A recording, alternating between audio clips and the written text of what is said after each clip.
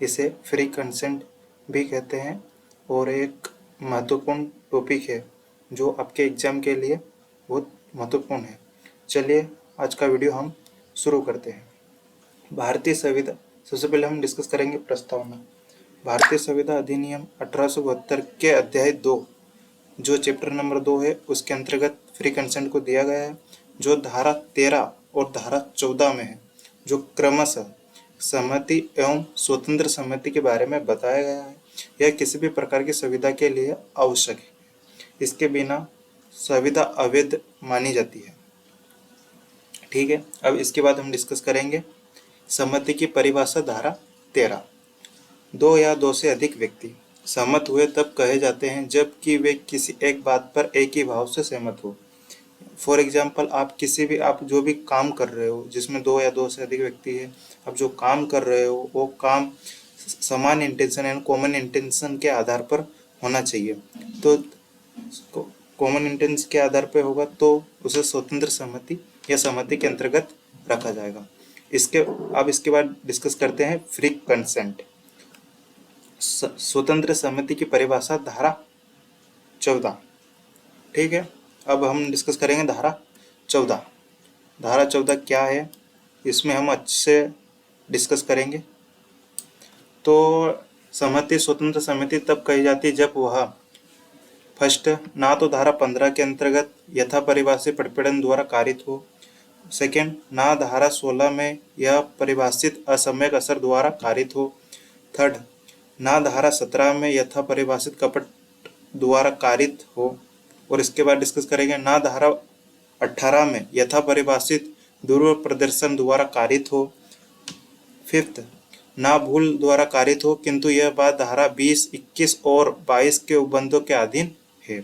सहमति ऐसे कारित तब कही जाती है जबकि वह ऐसे प्रतिपीड़न, असमयक असर, कपट, दूसरे प्रदर्शन या भूल ना होती ना तो दी जाती है।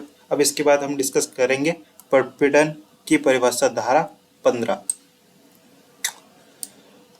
प्रतिपीड़न इस आशय से किसी व्यक्ति से कोई करार कराया जाए, कोई ऐसा कार्य करना या करने की धमकी देना है जो भारतीय दंड संहिता 1860 का 45 द्वारा निषिद्ध है, अथवा किसी व्यक्ति पर चाहे वह कोई हो प्रतिकूल प्रभाव डालने के लिए किसी संपत्ति का विधि विरोध निरोध करने की धमकी देना।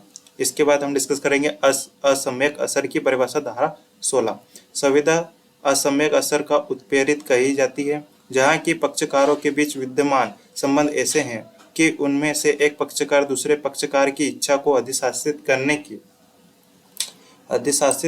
करने की स्थिति में है और उस स्थिति का उपयोग उसे दूसरे पक्ष से फायदा अभिप्राप्त करने के लिए करता है।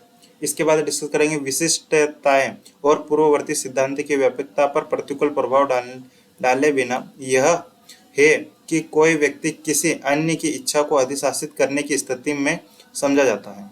इसके बाद हम डिस्कस करेंगे कपट की परिभाषा। धारा 17, कपट से अभिप्राय और उसके अंतर्गत आता है निम्नलिखित कार्यों में से ऐसा कार्य जो संविदा के एक पक्षकार द्वारा या उसके मानुकूलता से या उसके अभिकर्ता द्वारा संविदा के किसी अन्य पक्षकार की या उसके अभिकर्ता की प्रवचना करने के आशय से या उसे संविदा करने के लिए उत्प्रेरित करने के आशय से किया गया हो। इसके बाद हम डिस्कस करेंगे दूसरा प्रदर्शन। धारा 18, दूसरा प्रदर्शन से अभिप्राय है और उसके अंतर्गत आते हैं उस बात का जो सत्य नहीं है, ऐसे प्रकार से किया गया निश्चयात्मक प्रख्यान जो उस व्यक्ति की जो उसे करता है या जानकारी समर्थित ना हो यद्यपि वह उस बात के सत्य होने का विश्वास करता हो। इसके बाद हम डिस्कस करेंगे केस लॉ। केस लॉ, रंग नया कम्मा बनाम अलवर चिड्डी एक बहुत लैंडमार्क और फेमस केस है। इसके बाद मनु सिंह बनाम उमर दत्त, ये भी एक अच्छा केस है। इसके बाद हम वीडियो अब डिस्कस करेंगे लास्ट में निष्कर्ष यानी कंक्लूजन। भारतीय संविधान अधिनियम 1872 में स्वतंत्र सहमति के लिए प्रतिपीड़न, असम्यक असर, कपट, दूसरे प्रदर्शन एवं भूल के अंतर्गत नहीं आनी चाहिए। यदि इसमें से किसी के अंतर्गत आती है तो वह स्वतंत्र सहमति नहीं कही जाती है। ठीक है, आज के टॉपिक में हमने फ्री कंसेंट के बारे में अच्छे से डिस्कस किया है और आपको हमारे पेड नोट चाहिए तो आप वीडियो के डिस्क्रिप्शन बॉक्स में जाके जानकारी प्राप्त कर सकते हैं। उसमें आपको नंबर भी दिए गए और ईमेल आईडी भी दिए गए जिन पे आप संपर्क कर सकते हो। आज की वीडियो में इतना ही। जय हिंद, जय भारत। आपका दिन अच्छा रहे।